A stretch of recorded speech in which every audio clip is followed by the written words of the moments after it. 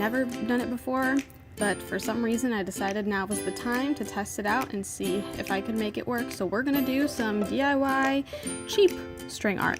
So I got this wooden plaque from Walmart for I think a little under $5, $4.97 probably. And I got this little set of teeny tiny like brads or nails like this for 97 cents, which I thought would be perfect to put together and throw this together for an under $10 craft or gift for somebody. I had some leftover wood stain from an old project I'd done for Christmas, so I'm just gonna stain it so that it kind of matches the woods in my house a little bit better. And I traced out this shape of like a cactus, and I'm just gonna put in all these nails all the way around. Definitely having more nails is better. I think it creates a better end result. So I've created like two kind of stacked cactus pieces and like a flower. This is what it looks like.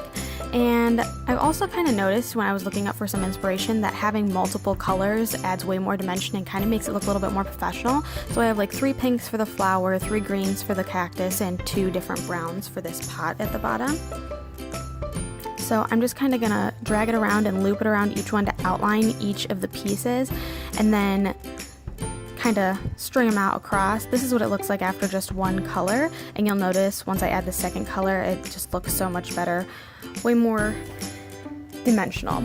And I did the same thing for the cactus up here, kind of gradienting from the lightest green to the darkest.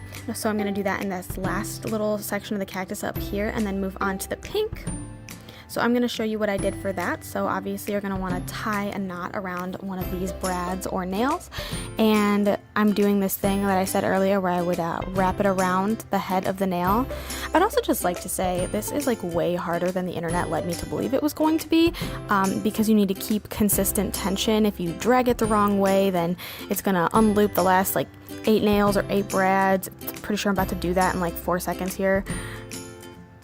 Yeah, it just gets caught all over the place and it won't stay. And maybe part of it's the fact that I was trying to do it with one hand here, but man, this was a very frustrating project, like way more frustrating than I thought it was going to be. And it keeps getting caught on stuff and I have to keep redoing it, and then it gets caught on the ones I don't want. It was kind of a mess, but if you persevere, it will come out really cute. I mean, I think it's adorable. I really love it.